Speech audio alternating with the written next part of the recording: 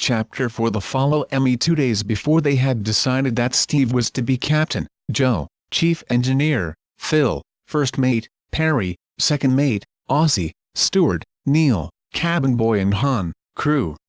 Neil and Han had naturally rebelled at being left without office or title, and the omission had been laughingly remedied to their entire satisfaction. In fact, Han was quite stuck up over his official position, pointing out that it might be possible for a boat to get along without a captain or mate or even a steward, but that a crew was absolutely essential. He declared his intention of purchasing a yachting cap at the first port of call and having the inscription crew worked on it in gold bullion. When the adventurer left her berth, each member of the boat's company was at his post, or, at least, at what he surmised to be his post. Steve, of course, was at the control. Joe, with the hatches up, was watching his engine approvingly. Phil, boat hook in hand, was on the forward deck. Perry hovered around Steve, begging to be allowed to blow the whistle. Aussie and Neil watched from opposite sides of the bridge deck, and Han, in the role of crew, hitched his trousers at intervals, touched his cap when anyone so much as looked at him, and said sir, at the slightest provocation. And with all hands on duty, the cruiser pointed her white bow towards the Narrows. Steve never took his eyes from the course for more than a moment until they had passed Coney Island Light, for there were many craft bustling or slopping about, and it really required some navigation to get through the Narrows and past Gravesend Bay without running into something. Perry suspected that Steve was working the whistle overtime, but realized that too many precautions were better than too few. It was Perry's ambition to learn navigation so that he might ultimately be entrusted with the wheel, and to that end he stood at Steve's elbow until, when they gained the main channel, Aussie's dulcet voice was heard proclaiming, "Grub, fellows!" from below. Steve was rather too preoccupied to be very informative, but Perry did manage to imbibe some information. For instance, he learned that a sailing craft had the right of way over a power craft, something he had not known previously, and observed that a large proportion of them used that right to its limit. He got quite incensed with a small, blunt-nosed schooner which insisted on crossing the adventurer's course just as they were passing Fort Hamilton. Steve had to slow down rather hurriedly to avoid a collision, and Perry viewed the two occupants of the schooner's deck with a scowl as they lazed across the cruiser's bows. "Cheeky beggars," he muttered. He also learned the whistle code that morning: 1 blast for starboard, 2 for port, 4 short blasts for danger, and 3 for going astern. Joe, who had applied oil to every part of the engine that he could reach, supplied the added information that a sailboat underway on the starboard tack had the right of way over anything afloat, with the possible exception of a torpedo, and that other craft had to turn to port in passing them. Joe had wrested that bit of knowledge from a volume entitled Motorboats and Boating, which he carried in a side pocket every minute of the trip, and passed it on with evident pride. For the next few days he discovered other interesting items in that precious book and divulged them at intervals with what to Perry seemed a most offensive assumption of superiority. "You just read that in your old book," Perry would grumble. "Anybody could do that." Nevertheless, he hearkened and remembered against the time when the conduct of the boat should be handed over to the hands of the efficient second mate. When Joe became insufferably informative, Perry blandly asked him questions about the engine, such as, "What's the difference, Joe, between a 2-cycle and a 4-cycle motor?" Or, "What happens when the water jacket becomes unbuttoned?" And was delighted to find that Joe lapsed into silence until he had had time to surreptitiously consult his book. Today, however, Joe's ignorance of motors mattered not at all, for the engine ran sweetly and the adventure churned through the green water without a falter. More than once Joe might have been observed gazing down at the 6-cylinder heads surmounted by their maze of wires with an expression of awe. Joe's thoughts probably might have been put into words thus: "Yes, I see you doing it, but why?" Steve didn't go down to the cabin for dinner, but ate as best he could on the bridge. Neil, in his capacity of cabin boy, arranged a folding stool beside him, and from that, at intervals between moving the wheel, blowing the whistle or anxiously scanning the course, Steve seized his food. The others descended to the main cabin and squeezed themselves about the table, which, adorned with a cloth of wonderful sheen and whiteness that bore the cruiser's former name and flag woven in the center, held a plentiful supply of canned beans, fried bacon, potato chips, bread and butter and raspberry jam. Everything was thrillingly fine, from the pure linen tablecloth and napkins to the silverware. The plates held the same design that was worked into the napery, as did even the knives and forks and spoons. Aussie was apologetic as to the menu, although he need not have been. There wasn't time to do much cooking, he said, and, besides, I haven't got the hang of things yet.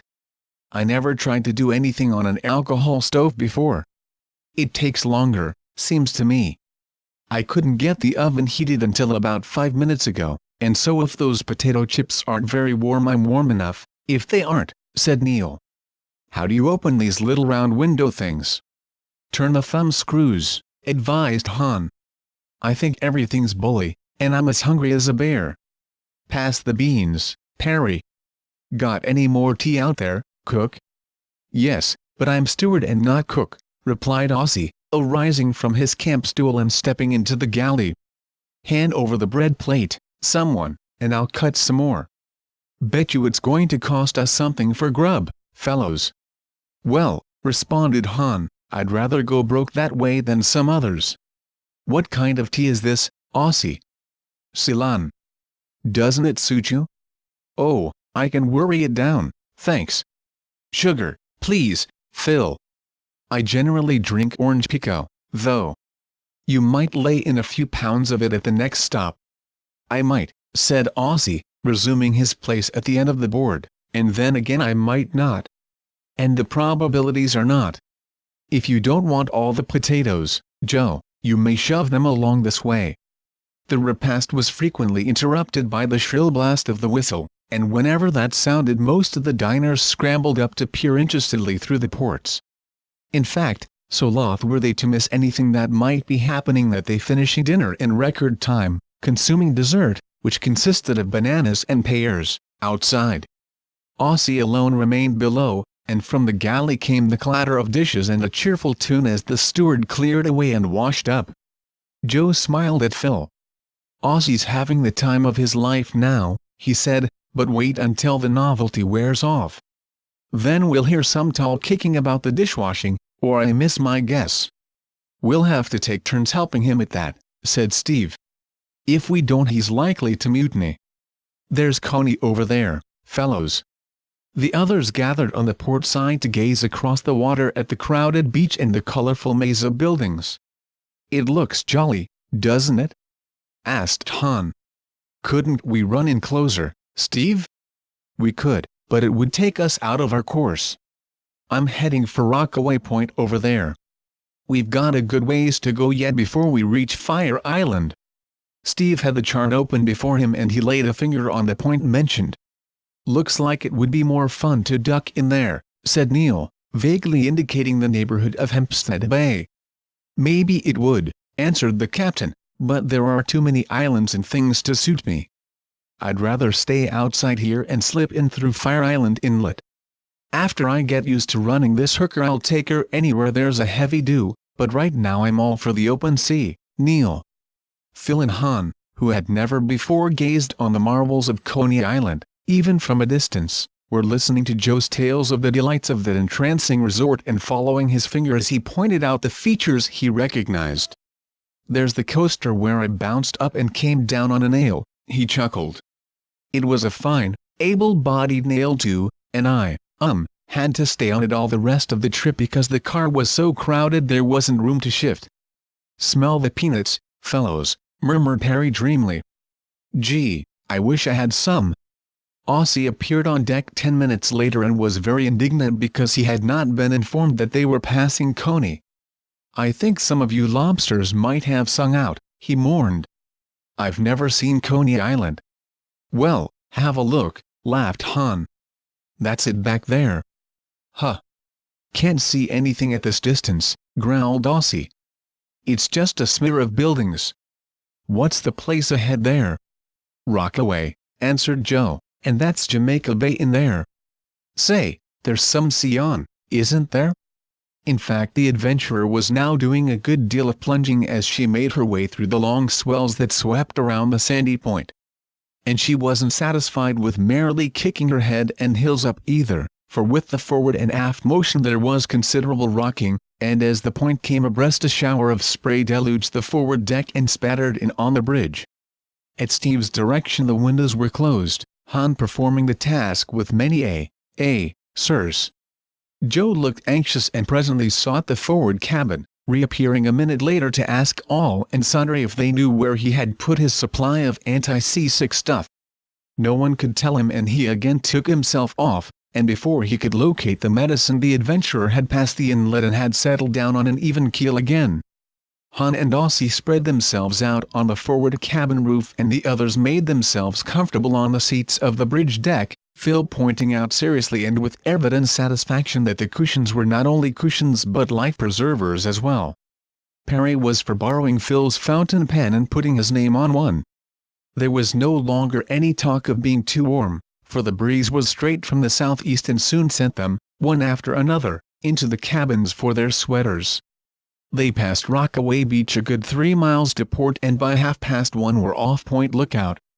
Every instant held interest, for many pleasure boats were out and their white sails gleamed in the crisp sunlight. 3 porpoise appeared off Short Beach and proved very companionable, for they stayed with the adventurer for quite 10 minutes. One placed himself directly in front of the boat and the others took up positions about 6 feet apart on the starboard bow, and for 2 miles or more they maintained their stations, their dusky, gleaming backs arching from the water with the regularity of clockwork. Most of the boys had never seen the fish before and were much interested. Joe called them puffing pigs and Perry insisted that they were dolphins, and a fervid argument followed. They finally agreed, at Phil's suggestion, to compromise and call them porphins.